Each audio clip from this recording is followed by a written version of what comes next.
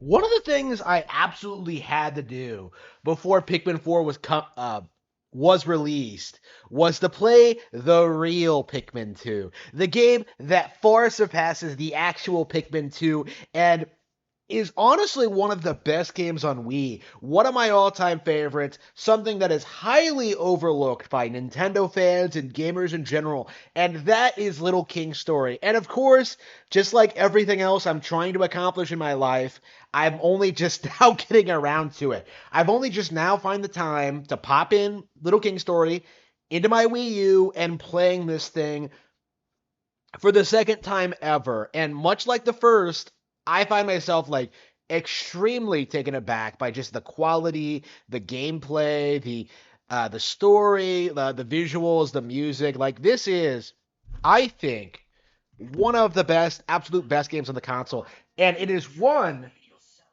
Oops. It is one that I don't see a lot of people talking about, especially now that another code R, Trace Memory from the same developer, Sing, is getting re-released. Like this is, I think, a title that I would really like to see do better in the future. Whether it's like a remake or a re-release or a sequel. Like, is it possible that we get a sequel to this gem?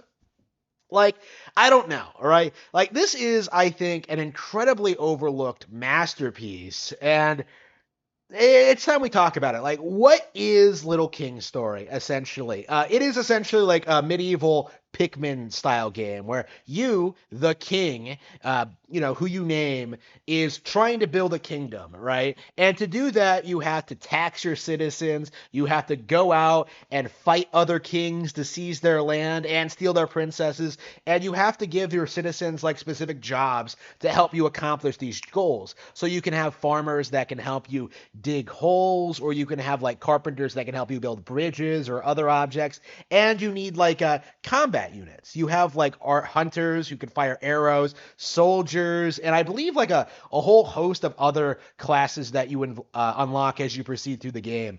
Like the game is an incredibly expansive, unique, childlike world. Now, I say childlike because much like Yoshi's Island, it kind of has this like storybook aesthetic. Like it seems like it's invoking that kind of imagery and tone, but in reality, this is one of the darkest games ever made.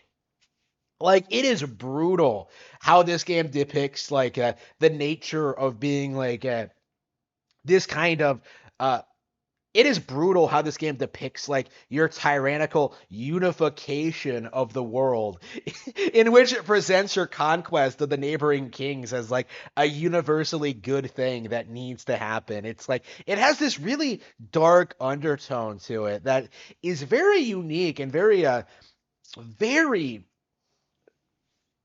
very, I think, like distinct for the genre and for this style of game. It really makes you question like the the practicality of what you're doing and whether or not it's a good thing. And you see this right? Like you see how like your kingdom develops, and on the surface it looks really great and really interesting.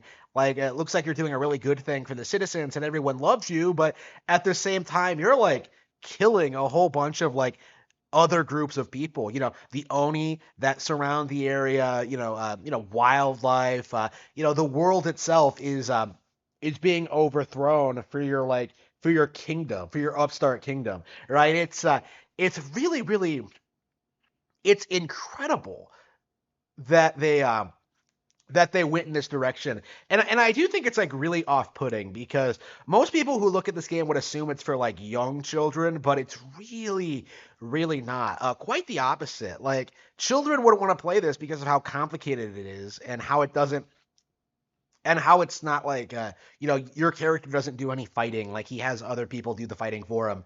So it's like kids wouldn't want to play this, but adults would like be put off by like the aesthetics and like the tone. Like I remember booting this up for the first time and being taken aback by how ridiculously childish it like presents itself. But in reality, this is an extremely well made RTS with some really distinct, interesting bosses and like philosophical questions raised. Like it is incredible seeing this thing play out. And I think one of my favorite things about it, something that I think a lot of people overlook, especially those of you in the Xenoblade Chronicles 3 camp, this is not Xenoblade Chronicles 3 was not the first game to feature like a polygamous protagonist, right? Well, I mean, Xenoblade Chronicle 3 presented it as like a plot twist, right, from 2, right? Uh, in Little King's story, every princess you save, all 7 of them end up marrying you immediately, right? So you have like 7 princesses just chilling in this castle, talking about how much they love you, and they all have their like things going on and their side quests they want you to accomplish, and it's just really cute and really really charming. It has that like weird bit of edge to it, like how many video games can you even name that even feature polygamy as like an option, and yet Little King Story makes it a part of the plot and like tries to idealize it as much as possible. Like it's crazy. It's crazy when you realize that like this is what they're doing, right? Like it's like wow. And of course, like the bosses you rescue the princesses from, like they all have like completely unique designs and like methods to beat them and things you have to do. And they are legit some of the best sets of bosses I think I've ever seen in any RTS game.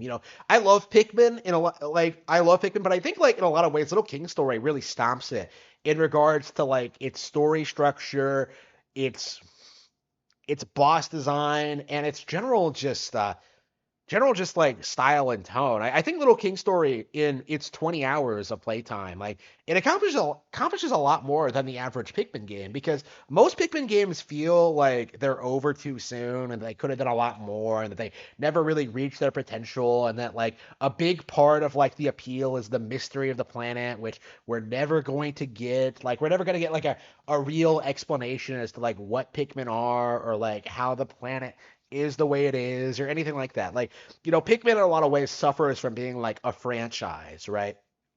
But Little King Story is a one-off that really delivers on its core premise, right? Little King Story takes the idea of you like expanding your citizens, expanding your kingdom and just like going out and conquering other kings, and makes this incredibly charming, unique adventure out of it.